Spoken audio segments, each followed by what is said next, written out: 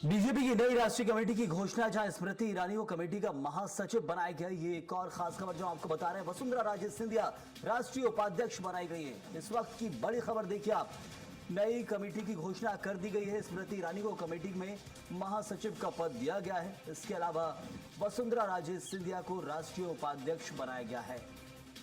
अलग अलग क्षेत्र से आने वाले नेताओं को साधने की कोशिश की जा रही है। वसुंधरा राजे सिंधिया राष्ट्रीय उपाध्यक्ष बनाई गई हैं।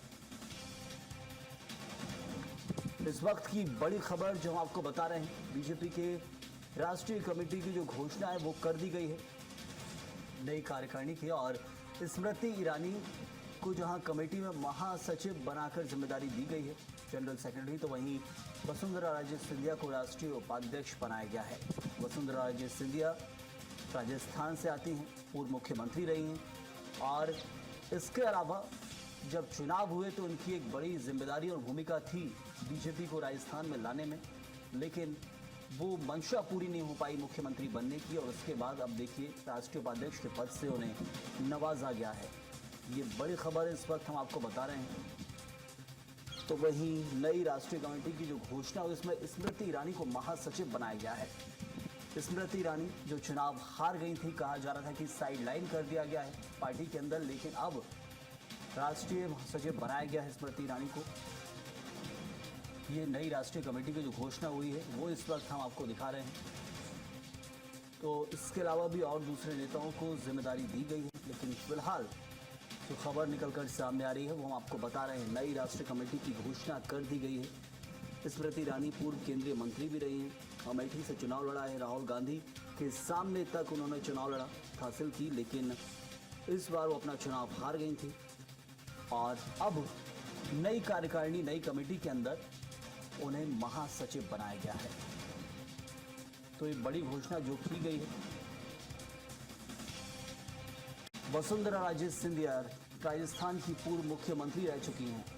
2023 के विधानसभा चुनाव जिताने में एक उनकी बड़ी भूमिका थी, और 13 राष्ट्रीय उपाध्यक्ष की घोषणा की गई है। स्मृति ईरानी को महासचिव बनाया गया। इसके अलावा बताया जा रहा है कि राम माधव भी राष्ट्रीय उपाध्यक्ष बनाए गए हैं नई टीम के अंदर।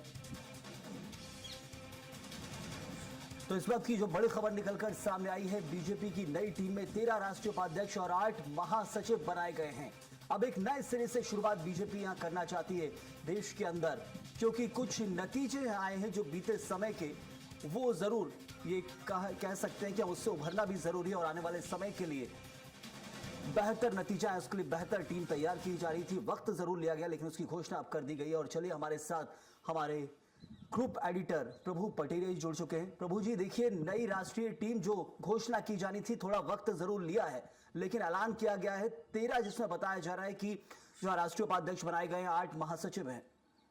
जी बिल्कुल, नितिन नवीन की नई टीम आ गई है, और इस नई टीम के साथ ही बीजेपी अब जो है आगे के रणनीतियां पूरी बनाएगी और वर्किंग करेगी। इसमें वसुंधरा उपाध्यक्ष जो राजस्थान की पूर्व मुख्यमंत्री हैं, उनको जो है राष्ट्रीय उपाध्यक्ष बनाया गया। उनके साथ उत्तराखंड के पूर्व मुख्यमंत्री तीरथ सिंह रावत भी उपाध्यक्ष हैं। संघ से जो बीजेपी में आए थे राम माधव, वो भी उपाध्यक्ष हैं। वैजंत जय पंड्या जो है उड़ीसा से हैं, ये भी बड़े नेता हैं। और डी पुरंदेश्वरी, ये आंध्र प्रदेश के मुख्यमंत्री पद की जब चुनाव थे उसमें ये माना जा रहा था कि वहां की मुख्यमंत्री हो सकती है बीजेपी की तरफ से पेश, तो ये भी हैं, बड़ा नाम है ये भी अपने आप में, जो बीजेपी के लिए साउथ के हिसाब से। रेखा वर्मा को बनाया गया है, उत्तर प्रदेश की हैं ये। और वर्षाबेन नरेन भाई दोषी ये गुजरात की हैं।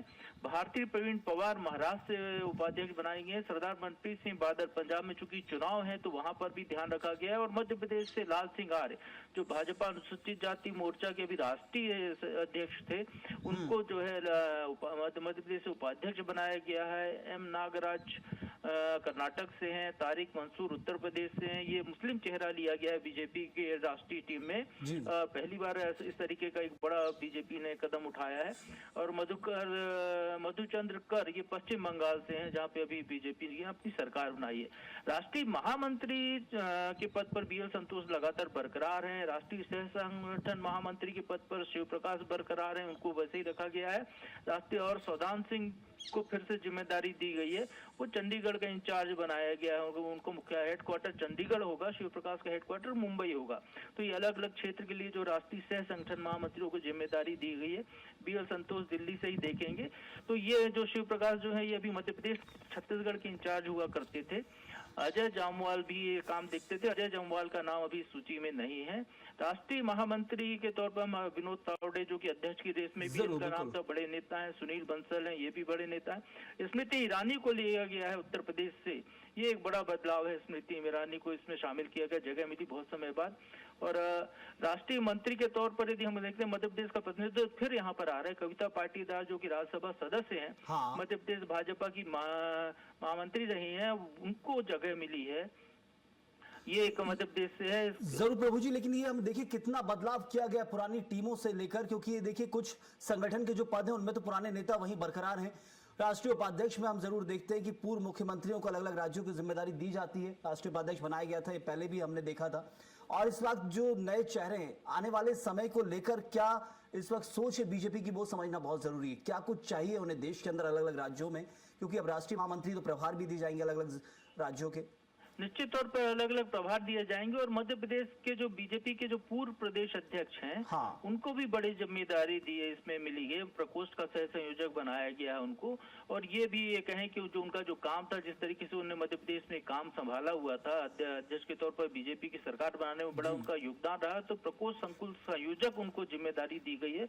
ये एक मध्य प्रदेश का यदि हम कहें तो मध्य प्रदेश विष्णुदत्त शर्मा को एडजस्ट किया गया। चर्चा ये भी थी कि ये मंत्री बनाए जा सकते हैं यदि मोदी मंत्रिमंडल में विस्तार होता है। हाँ। तो यहाँ पे उनका नाम था, लेकिन वो यहाँ पर पार्टी में इस जगह पर एडजस्ट किए गए। प्रकोष्ठ का जिम्मेदारी उनको दी गई है। आशीष अग्रवाल जो कि मध्य प्रदेश के जो मीडिया इंचार्ज हैं, हाँ। उनको राष्ट्रीय स्तर पर जो मीडिया का सह संयोजक बनाया गया। ये भी मीडिया के लिहाज से एक बड़ी जिम्मेदारी मध्य प्रदेश के खाते में यहाँ पर दिखती है। जो आपका सवाल था वो मूल विषय ये है कि बीजेपी की जो टीम बन गई, इनको प्रभार दिए जाएंगे अलग अलग राज्यों के।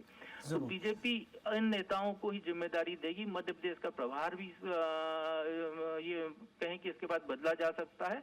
और जो खासकर चुनाव वाले राज्य हैं, वहां पर भी नेताओं की जिम्मेदारी दी जाएगी। तो बीजेपी आने वाले उत्तर प्रदेश के चुनाव हैं, ये जो 7 राज्यों के चुनाव होने हैं अगले साल, उन 7 राज्यों पर विशेष फोकस करेगी। उसमें मध्य प्रदेश के कई नेताओं को महत्वपूर्ण भूमिका यहाँ पर हमको दिखाई दे सकती है। जरूर प्रभु जी, एक जो महत्वपूर्ण सवाल वो ये भी है कि लाल सिंह आर्य का नाम हो, कविता पाटीदार का नाम हो, ये पहले से हम अपने दर्शकों को बता भी रहे थे और वही देखिए हुआ भी है टीम के अंदर। और एक और जो महत्वपूर्ण कोई चौंकाने वाला नाम जो इस पूरी टीम के अंदर जो हम समझे कि ये सोच समझ के गणित के हिसाब से टीम में रखा गया है, उस क्षेत्रीय समीकरण के हिसाब से। देखिए, मध्य प्रदेश की ही बात करते हैं तो किसान मोर्चा में बंसीलाल गुर्जर जो पहले थे उनको बरकरार रखा गया। ये भी राज्यसभा के सदस्य हैं। तरुण चुग जो अभी अभी मध्य प्रदेश से गए हैं, हाँ, राज्यसभा में, उनको भी जिम्मेदारी दी गई है। यदि हम कहें कि नए चौंकाने नाम है तो निश्चित तौर पर ये टीम एक युवाओं की टीम बनाने की कोशिश की गई है। जैसे मैंने बताया था कि जो है अजय जामवाल जो कि अभी तक मध्य प्रदेश और छत्तीसगढ़ के सह महामंत्री के तौर पर जिम्मेदारी निभा रहे थे, वो यहाँ पर नजर नहीं आ रहे। क्षेत्रीय संगठन महामंत्री का दायित्व उनको था, उनका नाम इस लिस्ट में कहीं पर नजर नहीं आ रहा। उनकी भूमिका बाद में पार्टी तय करेगी, हो सकता है उसी दायित्व पर उनको रखे, वो अभी तक तय नहीं है। लेकिन ये बड़ी जिम्मेदारी जो है नई टीम जो बनाई गई है, इसमें सभी उन नेताओं को तरजीह दी गई है इनकी टीम में जो कहीं ना कहीं सक्रिय राजनीति में है। ये वो नेता नहीं है जो पार्टी से राज्यसभा में जाएं और उसके बाद जो है केवल पार्टी के काम करने वाले नेता नहीं है। जो जमीनी धरातल पर जो सक्रिय नेतृत्व करने वाले लोग हैं, जिनको पार्टी अलग अलग जगहों पर आजमा चुकी है, इन चेहरों को नितिन नवीन की टीम में जगह मिली है। और ये एक बड़ा बदलाव बीजेपी में ये दिखाई दे रहा है। संयम जरूर प्रभु जी, बहुत बहुत शुक्रिया आपका इस जानकारी के लिए। और आखिरकार नितिन नवीन ने अपनी टीम की घोषणा कर दी है।